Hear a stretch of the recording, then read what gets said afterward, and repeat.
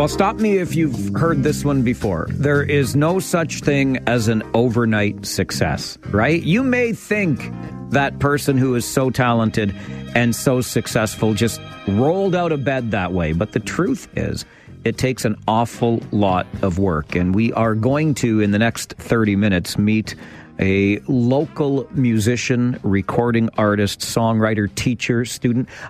If I listed all of the things on this woman's resume, I would be listing them for the next 30 minutes. But she continues to evolve and work her tail off so that, yes, she's a success, but it certainly hasn't come overnight. We will hear her story right after this update from the 570 News Center. This is the Mike Farwell Show on 570 News Radio.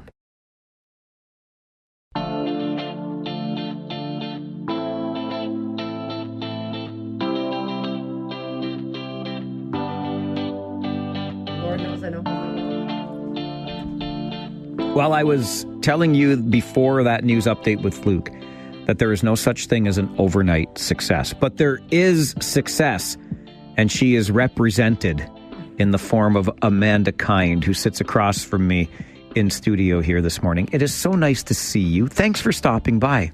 Thanks so much for having me. I mean, what an intro. I hear those things and I smile to myself because success is an ever-moving target in my world.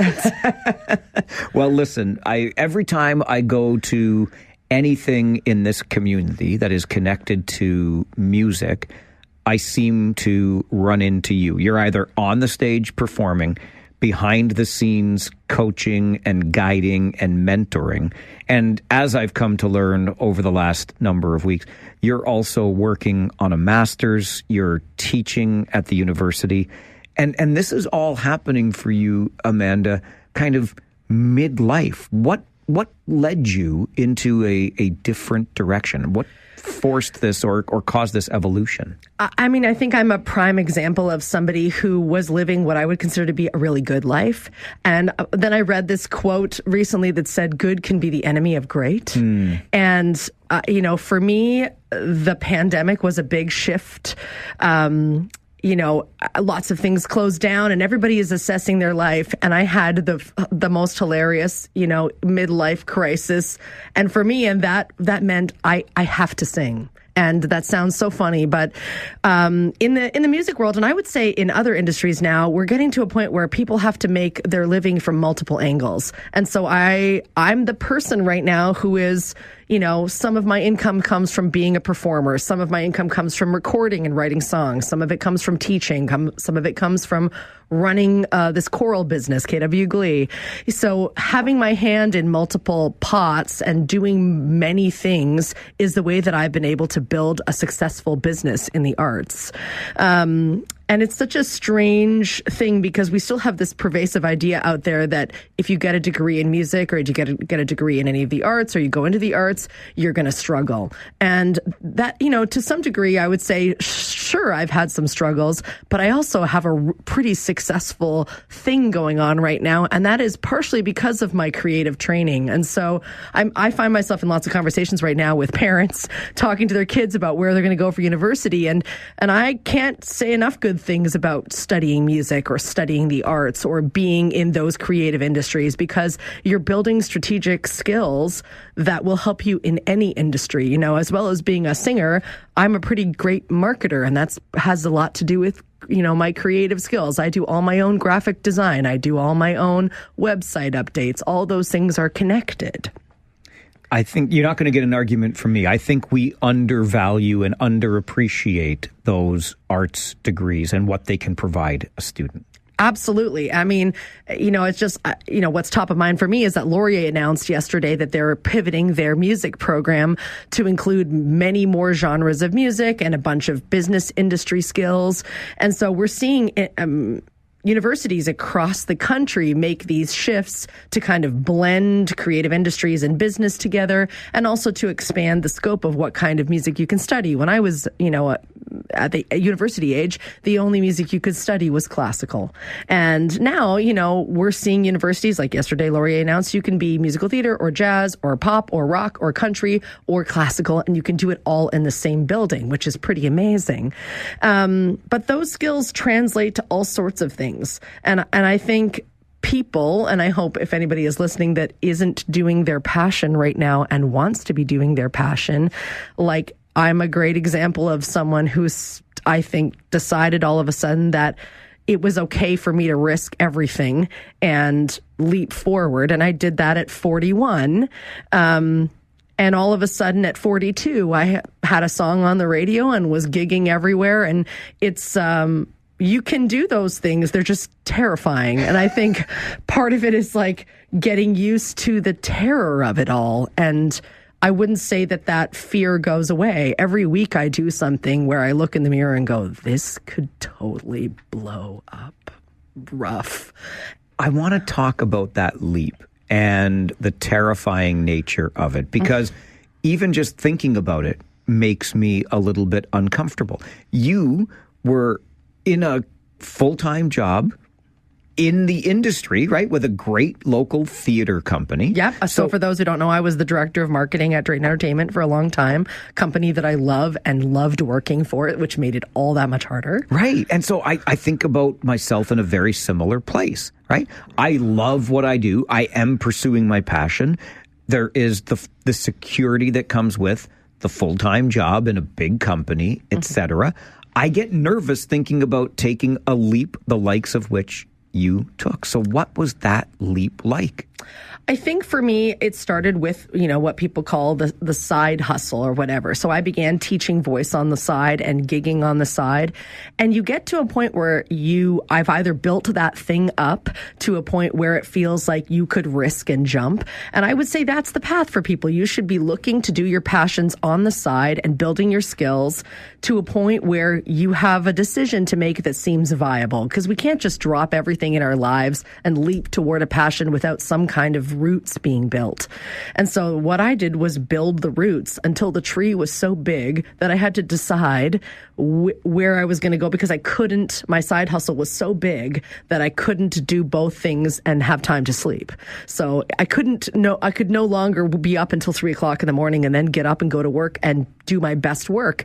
And if you're passionate and you care about doing your best work, you ultimately look in the mirror and say, I'm going to have to either walk away from something that I've passionately built on the side, or I'm going to have to walk away from the thing that seems really secure in order to build the thing that seems like it might work, but it might really fail too. And you also have to be ready for curveballs. Like nothing goes as planned, as you probably know too, building your Farwell for hire and like things, there's always a curveball. And so I think you just build, and I was talking to my students at Laurier this week about frustration tolerance, right? You get to a point where things are going to be frustrating. You're going to fail at certain things, and you have to like fail forward, so to speak. And you have to look at things that are frustrating and go, it's okay for this to be frustrating for a while, because the end game is more important than this 3 or 4 month period of frustration. Amanda Kind is a singer, songwriter, student, teacher, and she's got a great show that's coming up as well that I want to let you know about as she stays in studio with us and we continue the conversation about this midlife evolution. I still get nervous just thinking about it. Stay with us on the Mike Farwell Show. This is 570 News Radio and Rogers TV.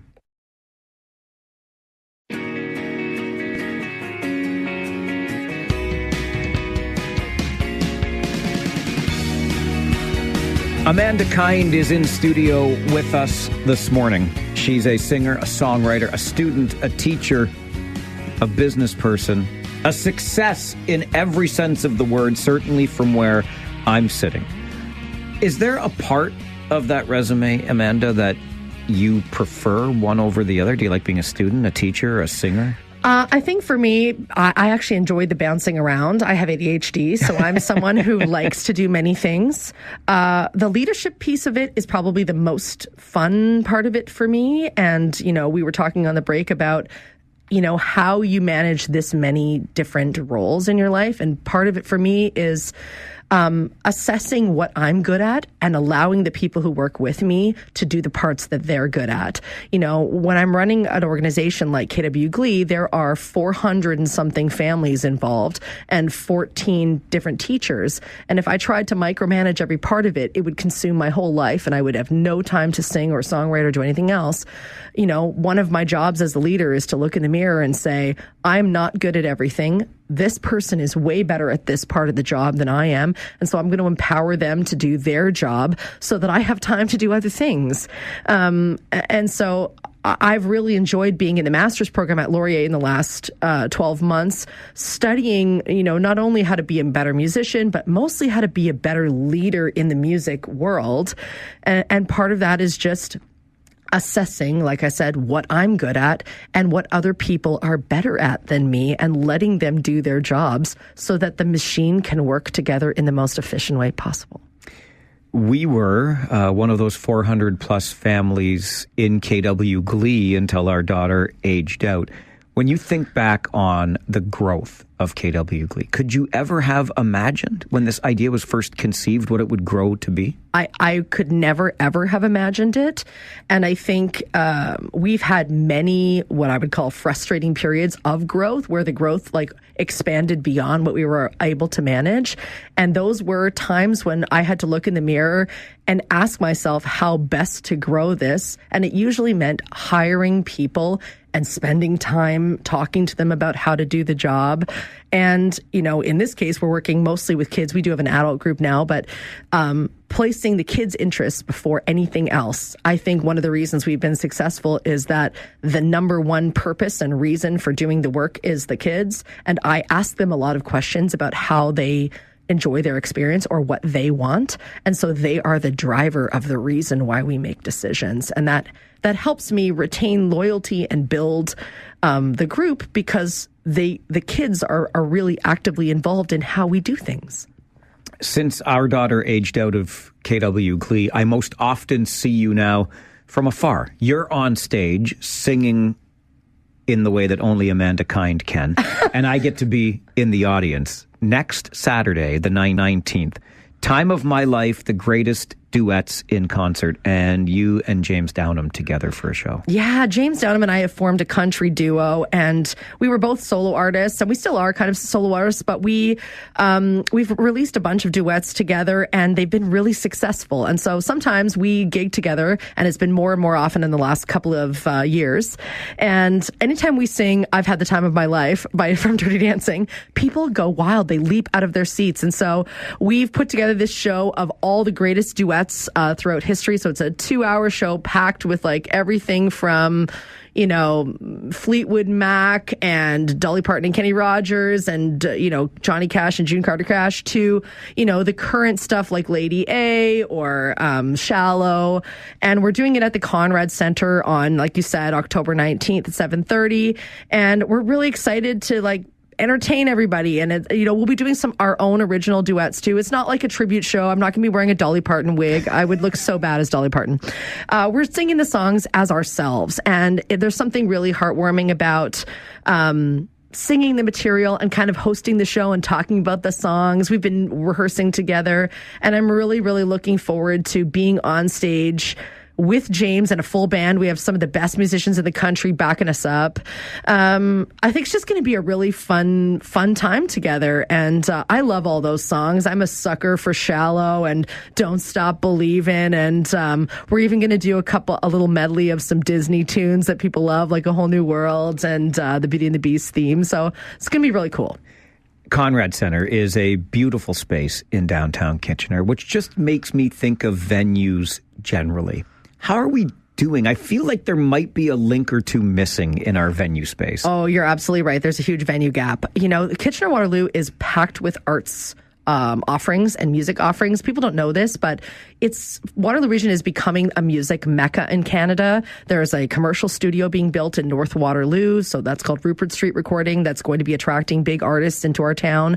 And there's just not enough performance venues in town that are of a specific size. So we have this beautiful center in the square, but it's huge, and it can only accommodate certain sizes of groups. The Registry Theatre is awesome, but it's booked nonstop because it is the perfect size for smaller groups. And then you have the Conrad Center. So we're kind of desperately in need here in Kitchener of a river run size of theater so that we can accommodate, more theater and some of the bigger acts that might not be big enough for the center of the square, but are maybe too big for the Conrad Center. You're hitting the nose, the nail on the head there. We definitely need a mid-sized venue to be able to accommodate more people. Conrad Center is going to be a great venue for Time of My Life next Saturday, the 19th. You, James Downham, where can we get our tickets, Amanda? You know what? It's Ticket Scene has our tickets being sold, but if they want to visit me on Instagram, I'm at Miss A Kind, or we're Amanda and James on Facebook if they want to find us there. Pretty easy, and I'll post it on my Facebook after this interview so people can find it easily. But yeah, I hope people join us. It's going to be a good time. We'll throw out the link to via my social media at Farwell_WR on the whole X thing there. You're such an inspiration, and you're such a success, a pro. I love listening to you. I love your story.